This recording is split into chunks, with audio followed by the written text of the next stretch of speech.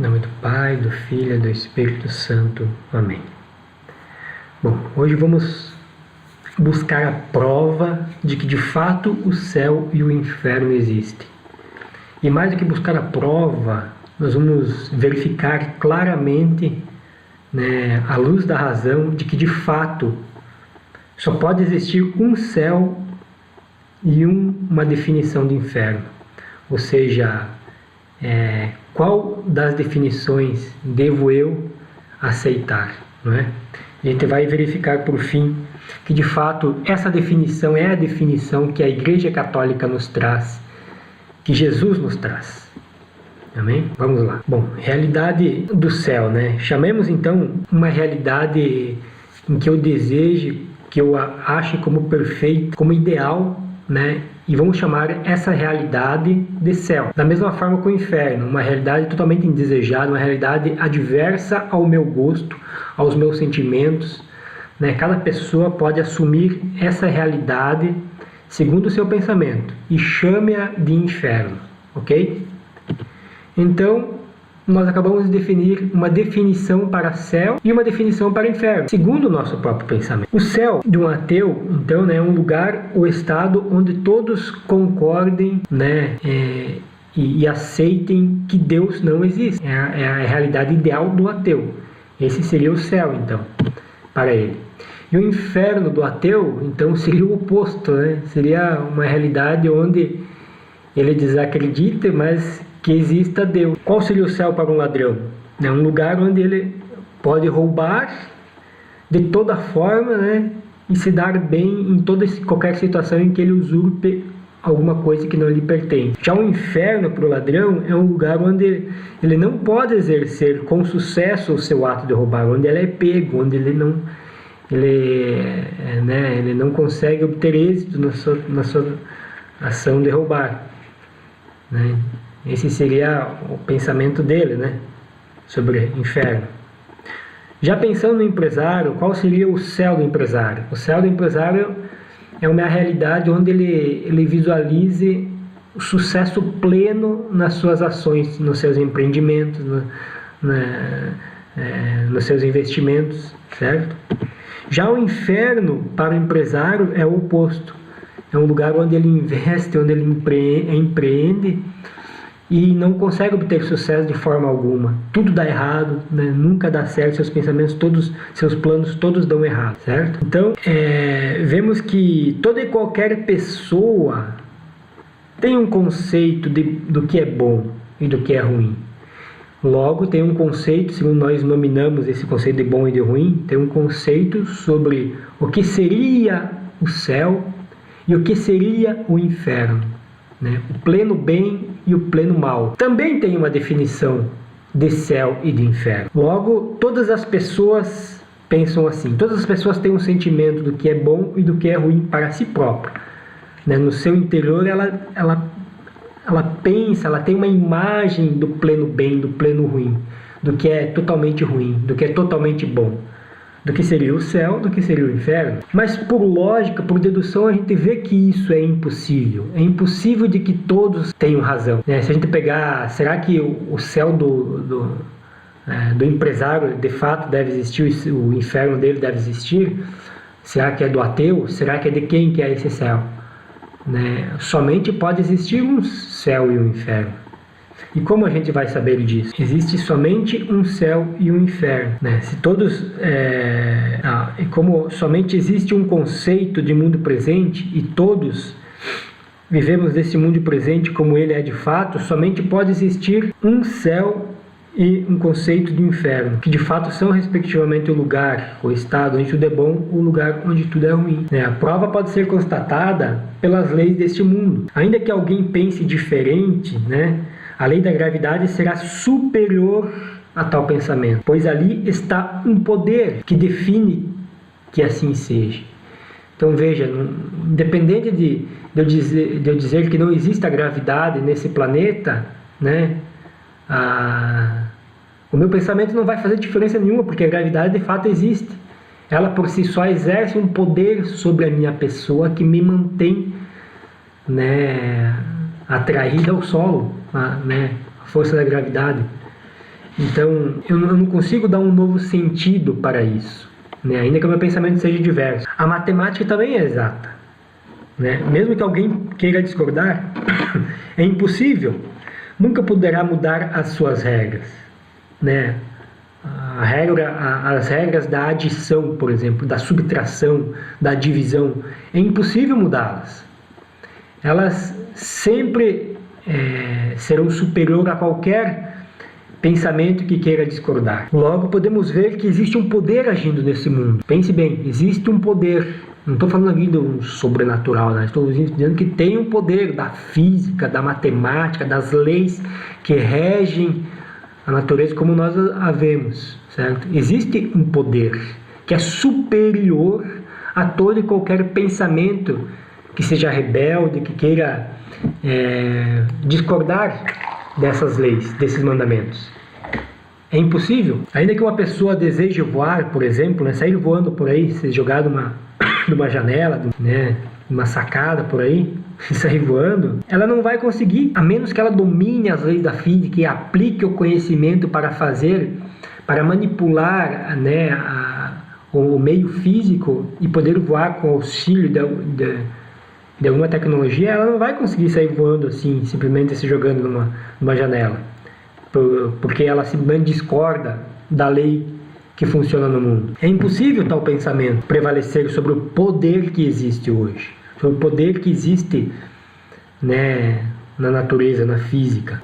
Alguém que deseja, por exemplo, voar, conhecer outras galáxias, necessita dominar um certo tipo de conhecimento, um certo tipo de tecnologia para poder viajar para outras galáxias. Senão, o simples fato dele querer pensar em estar lá não vai funcionar.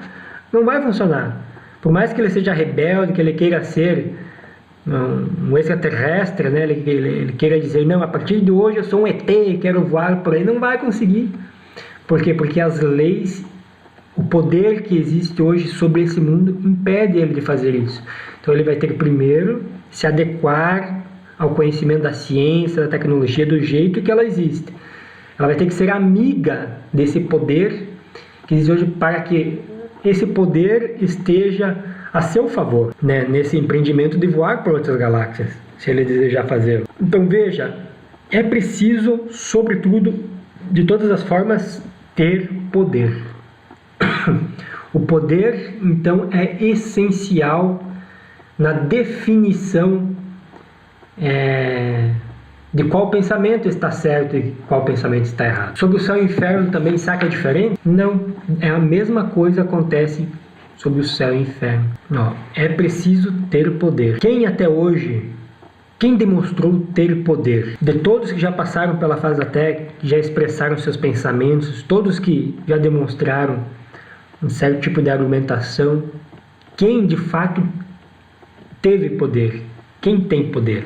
Quem anunciou, né? Quem falou o que ia realizar e depois teve poder de ir lá e realizar aquilo que disse que ia fazer, né? De fato, substancialmente. Quem demonstrou ter poder em várias matérias, como na física, na matemática, na medicina, né? Em todas as situações demonstrou um poder superior sobre essas ações. De fato, a gente pode constatar que teve alguém. E esse alguém não foi Maomé, não foi Buda, não foi Krishna e não foi Pelé.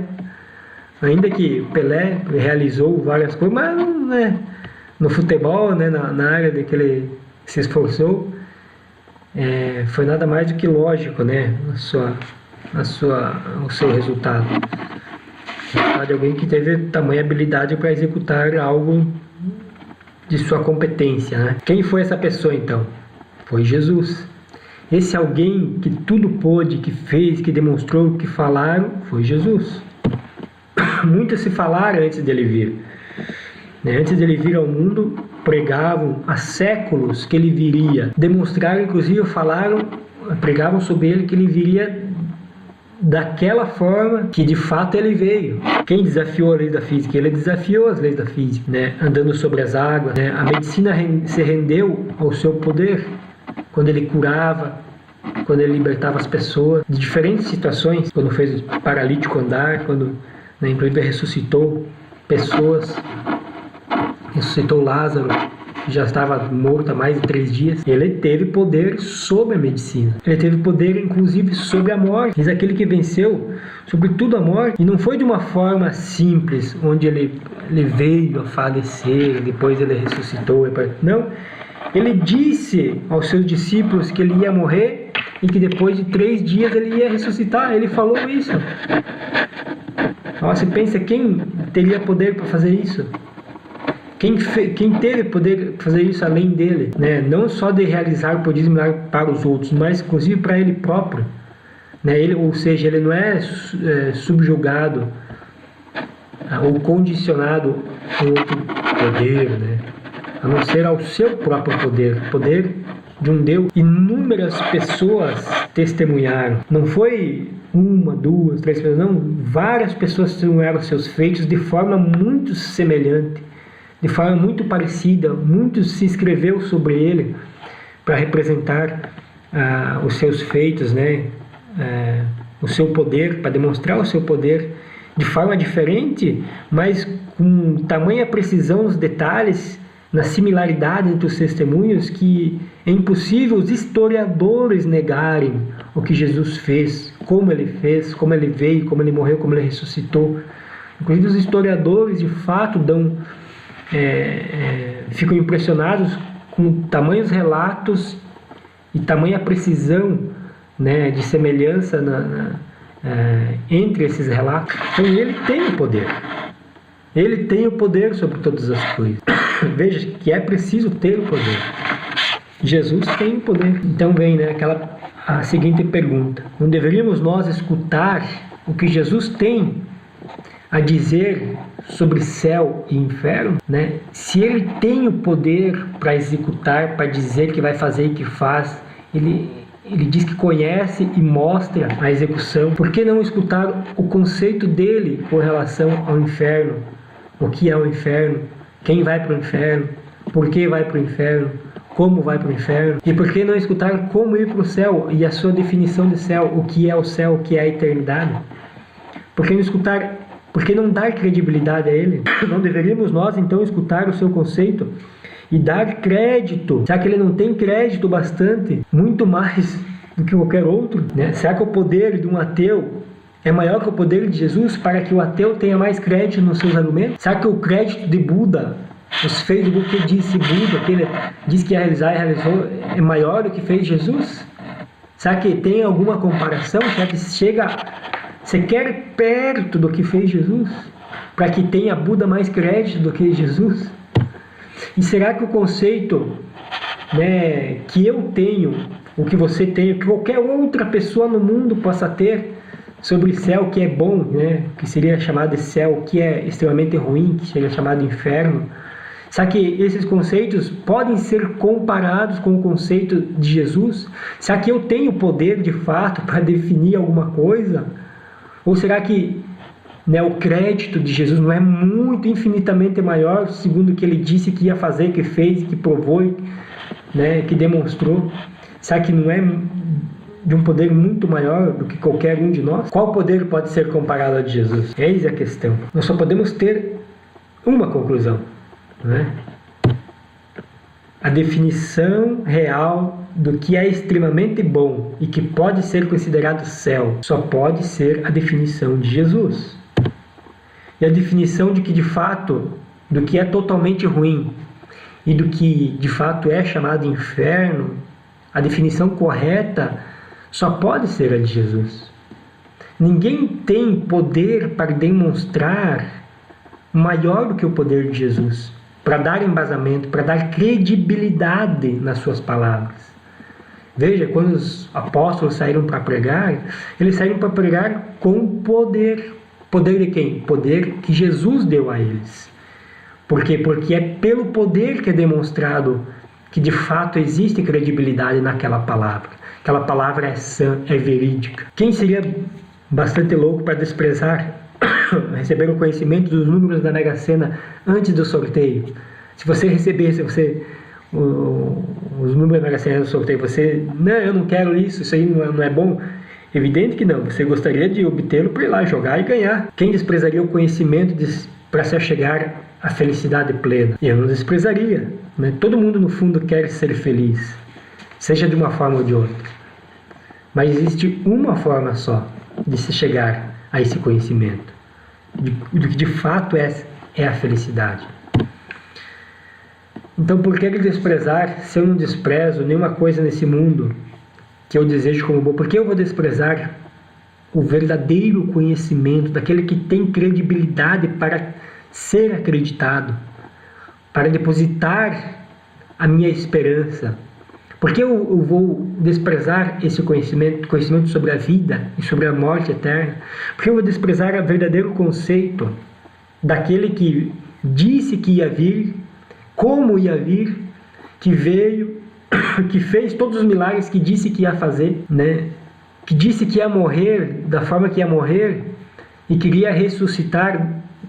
Quando iria ressuscitar, deu inclusive o número de dias, da forma ressuscitou, apareceu para um monte de gente testemunhou a sua ressurreição. Então demonstrou poder em todos os sentidos, na ciência, na física, em tudo que você pode imaginar. Ele demonstrou um poder muito superior a isso. E eu vou desprezar o conhecimento que ele me passa sobre a vida eterna, sobre a morte eterna. Isso sim é insanidade. Não podemos desprezar Jesus. Veja que é loucura. Isso sim é loucura. Você partilhar de uma ideia de um ateu, isso sim é ser insano. Não é o fato de eu não conseguir explicar por A mais B, via ciência, que Deus existe, como Ele existe, é mais uma prova de que Deus é Deus. Porque se eu conseguisse provar que de fato Ele tem, que Ele existe como Ele é, eu conseguiria reproduzir Deus.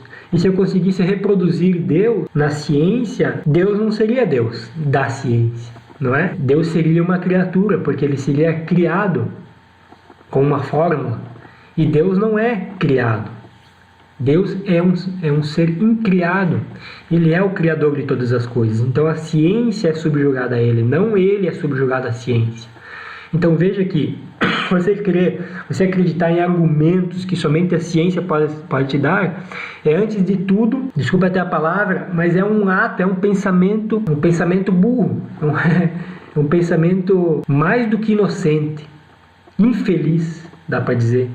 É um pensamento que de fato é totalmente desprezível, né? Totalmente desesperador, porque você crer em você mesmo, ou crer nas coisas desse mundo, é mais do que provado de que o poder desse mundo não é nada, o teu poder não é nada, o meu poder não é nada. Não temos poder nenhum, na verdade. E aquele que demonstrou todo o poder veio se mostrar, né? Já dizia Olavo de Carvalho, até tem um vídeo que eu recomendo que você assista, né? Chama assim, Aulinha de Cristianismo.